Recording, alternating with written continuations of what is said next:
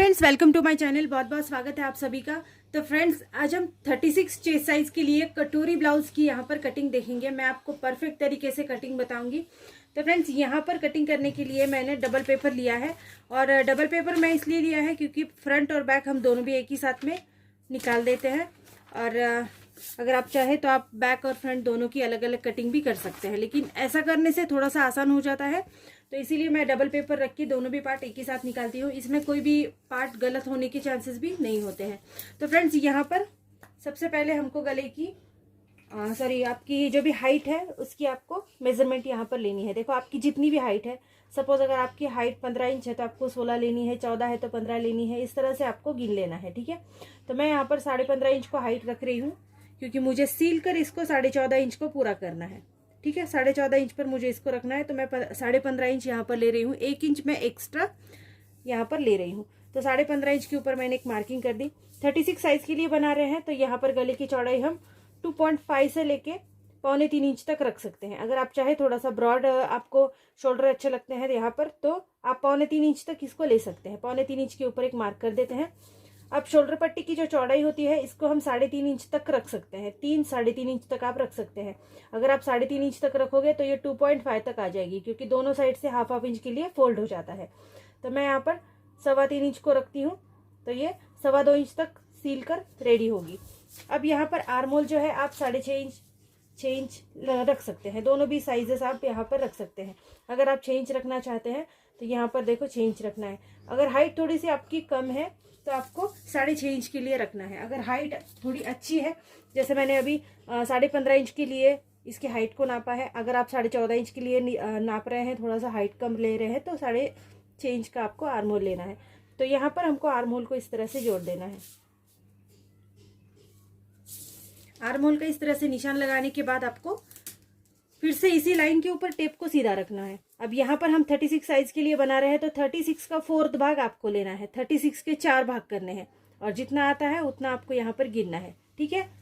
तो यहाँ पर 9 इंच आता है 36 का 4th भाग। चौथा भाग जो है 9 इंच आता है। इसमें आपको 1-1.5 इंच एक्स्ट्रा मिलाना है एक्स्ट्रा मार्जिन के लिए। आप 2 इंच तक एक्स्ट्रा मार्जिन रख सकते हैं, लेकिन बहुत ज़्यादा मार्जिन रखकर भी कपड़ा जो है अंदर से बाहर की ओर दिखने लगता है बहुत ज़्यादा। तो यहाँ पर मैं कम मार्जिन रखने वाली हूँ। जैसे मैं 1.5 इंच यहाँ पर रख रही हूँ, 2 इंच तक नहीं रखने वाली हूँ। तो 1.5 इंच के लिए मतलब 10.5 इंच के ऊपर मैंने मार्क कर दिया। तो सेम इसी तरह से जहाँ पर आपने हाइट पूरी नापी है वहाँ पर भी आपको 10.5 इंच के लिए मार्क करना है। तो देखो, ये दोनों मार्किंग को हमको इस तरह से जोड़ देना है। अब फ्रेंड्स, कमर की साइज चेस्ट साइज से कम होती है तो यहाँ पर मैं 1 इंच के लिए कम ले रही हूँ। ये कपड़ा यहाँ पर भी ज़्यादा होता है तो कमर की साइड से नीचे की ओर दिखने लगता है, तो इसलिए इसको यहाँ पर कम कर देंगे, ठीक है, इस तरह से। अब हमको आर्महोल को गिनना है। आर्महोल देखो, दोनों भी यहीं पर गिनने हैं क्योंकि दोनों पार्ट हम एक ही साथ में निकाल रहे हैं। तो हम पहला वाला जो आर्महोल है, जो बैक साइड का आर्महोल है, इसको हम 1 इंच के लिए डिस्टेंस देंगे, ठीक है। और फ्रंट साइड को देंगे 1/2 इंच के लिए डिस्टेंस। दोनों में 1/2 इंच का डिस्टेंस रखेंगे। पेपर को थोड़ा सा घुमाकर अब यहाँ पर इसको इस तरह से आर्महोल का निशान लगाएंगे। दोनों भी आर्महोल यहीं पर ड्रॉ करेंगे। तो ठीक है, दोनों भी आर्महोल हमने यहाँ ड्रॉ कर दिए। अब देखो, आगे का आपका जो गला है इसकी भी मार्किंग यहीं पर करनी है। तो आगे का गला आप जितना भी रखते हो, आपका जो भी परफेक्ट ब्लाउज है उसके ऊपर से ले सकते हैं। उसमें कुछ बढ़ाना नहीं है, आपको कुछ कम करना नहीं है। यहाँ पर मैं 7 इंच रख रही हूँ और यहाँ से भी हमको 2.25 इंच, जैसे हमने ऊपर गले की चौड़ाई रखी ना, वैसे ही हमको यहाँ पर भी रखनी है। देखो, यहाँ पर कभी कभी कम ज़्यादा हो जाता है तो इसलिए यहाँ पर भी गिनना ज़रूरी होता है। तो यहाँ पर हमको सीधी लाइन लगानी है, ऊपर से नीचे भी लगा देंगे इस तरह से सीधी लाइन। इसके बाद 1 इंच अंदर नापते हैं और यहाँ पर आप इस तरह से गोल आकार दे सकते हैं। आप चाहे तो आप पंचकोनी आकार दे सकते हैं। पंचकोनी आकार भी बहुत ज़्यादा सुंदर लगता है। जैसे यहाँ पर आपको इस तरह से रखना है। 4 इंच के लिए आप नीचे ले सकते हैं और इस तरह से ये आकार दे सकते हैं। ये भी आकार इसमें बहुत ज़्यादा सुंदर लगता है। जब ब्लाउज स्टिच होता है सिलकर तो बहुत प्यारा लगता है। आप चाहे तो दोनों भी आकार में से कोई भी आकार यहाँ पर दे सकते हैं। तो चलो, अब यहाँ पर बेल्ट के लिए मेजरमेंट लेते हैं। बेल्ट जो है मैं यहाँ पर ले रही हूँ 3 इंच के लिए और नेक्स्ट ले रही हूँ यहाँ पर 4 इंच के लिए। तो 4 इंच के ऊपर भी मैं एक मार्क कर देती हूँ और 3 इंच के ऊपर भी एक मार्क करना है। देखो यहाँ पर 3 इंच किया है, यहाँ पर भी 3 इंच किया है। तो जो भी 3 इंच के लिए मार्क किया है इसको हम सीधा जोड़ेंगे।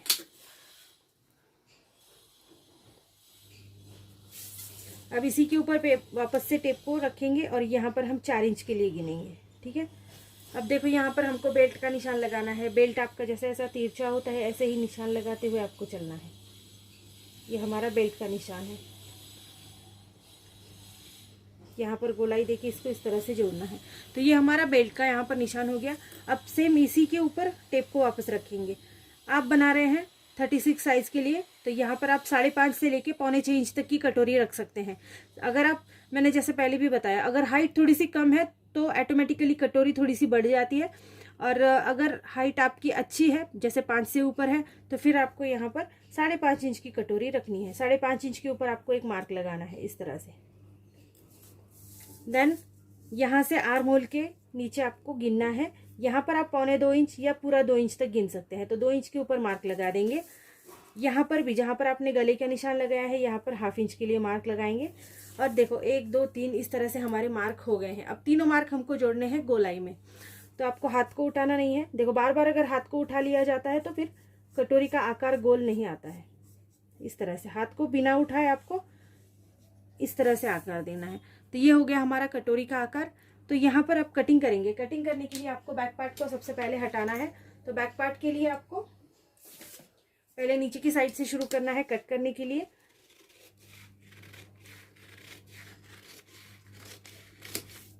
यहाँ पर भी आपको ये मार्जिन छोड़ देना है, इसको हमको कट कर लेना है।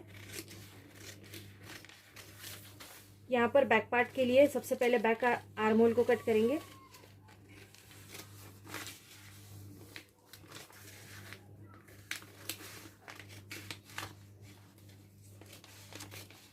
अब इस पार्ट को जो अलग हटा देंगे, ये हमारा बैक पार्ट है, इसमें हम कुछ भी नहीं करते हैं। तो यहाँ पर इसको हटा देंगे। अब फ्रंट पार्ट के लिए कटिंग करते हैं। तो फ्रंट पार्ट के लिए बेल्ट साइड को हटा देंगे।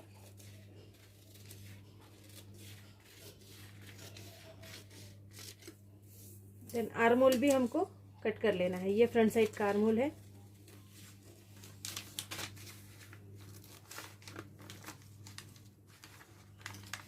कटिंग आपको ऐसे ही करनी है जैसे आपने मार्किंग कर रखी है, नहीं तो फिर बाद में गलत हो जाता है।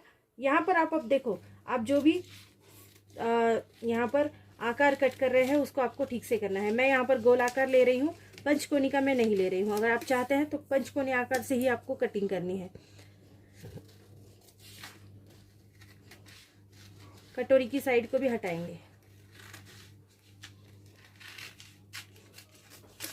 तो देखो यहाँ पर कटोरी की साइड और ये फ्रंट साइड की हमने कटिंग कर ली है। अब कटोरी को हमको एक अलग पेपर के ऊपर बढ़ाना होता है। तो कोई भी अलग पेपर आप ले सकते हैं, बचा हुआ पेपर सॉरी। तो यहाँ पर मैंने देखो इस तरह से एक मोटा सा पेपर लिया है। ये कटोरी के लिए जब भी मैं बार बार इसकी कटिंग करूँगी, जब भी 36 साइज़ के लिए, तो मुझे ये यूज़ होगा। तो थोड़ा सा अच्छा सा पेपर लेके आप कटिंग कर सकते हैं। तो देखो यहाँ पर हमको कटोरी का सेंटर सबसे पहले कट करना है और कटोरी को इस वाले पेपर के ऊपर रख देंगे।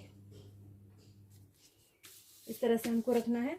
और आपको कटोरी की नॉर्मल जैसे आउटलाइन ऐसे लेनी है। देखो जैसी भी आपकी कटोरी बनी हुई है ऐसे ही आपको इसको आउटलाइन देनी है और यहाँ पर ड्रॉ करना है। सेंटर पॉइंट को भी ध्यान रखना ज़रूरी है। सेंटर से हमको कटोरी को बढ़ाना है, तो सेंटर को भी आपको ध्यान रखना है। तो देखो यहाँ पर कटोरी की जो साइज़ है वो मैंने ड्रॉ कर ली है। अब यहाँ पर हमको कटोरी को बढ़ाना है 3 पॉइंट से। ये एक पॉइंट है, एक सेंटर पॉइंट, एक कॉर्नर पॉइंट, ठीक है। तो यहाँ पर हमको 1.5 इंच के लिए आगे बढ़ाना है। 1.5 इंच पर एक मार्किंग कर देंगे। नीचे की साइड में 1.5 इंच के लिए मार्किंग करेंगे और देन ये जो कॉर्नर पॉइंट है यहाँ पर भी 1.5 इंच के लिए मार्क करेंगे। ये जो गोलाई है यहाँ पर 1/2 इंच के लिए मार्क करेंगे। ये हमारा सिलाई मार्जिन होगा। तो यहाँ पर भी हम 1/2 इंच के लिए मार्क करते हैं। इसको आकार जैसा आपका गोल है ऐसा ही आपको देना है, ठीक है। और अब हमको ये बाकी के पॉइंट्स जो है इसको जोड़ना है। बाकी के पॉइंट जोड़ने के लिए आपको इस तरह से देखो, यहाँ से जहाँ से आपने एक्स्ट्रा मार्किंग के लिए मार्जिन लिया है वहाँ से और यहाँ से यहाँ तक, फिर यहाँ से हमको यहाँ तक इसको गिनना है। और अब ये जो साइड है इसको गोल यहाँ तक जोड़ना है। देखो इसको इस तरह से नहीं लेना है, इसको इसके पास से लेना है। बहुत ज़्यादा अगर बाहर से लोगे तो कटोरी बहुत ज़्यादा बढ़ जाती है और फिर झोल आने लगते हैं। अब आपको झोल कैसे आते हैं वो ऐसे ही, फिर आप अगर कटोरी बहुत ज़्यादा बढ़ जाती है तो जितनी आपकी साइज़ के लिए परफेक्ट है उतनी नहीं आ पाती है, वो यहाँ से आगे बढ़ जाती है, तो ऑटोमेटिकली आपके बैक आर्म होल से नीचे की तरफ झोल दिखाई देता है। तो देखो इस तरह से आपको मार्क करना है, ठीक है। तो अब इसकी कटिंग कर लेंगे।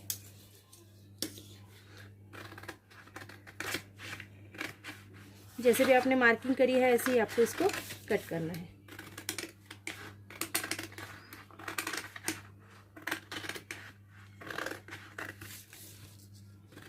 यहाँ पर भी गोलाकार कट करेंगे।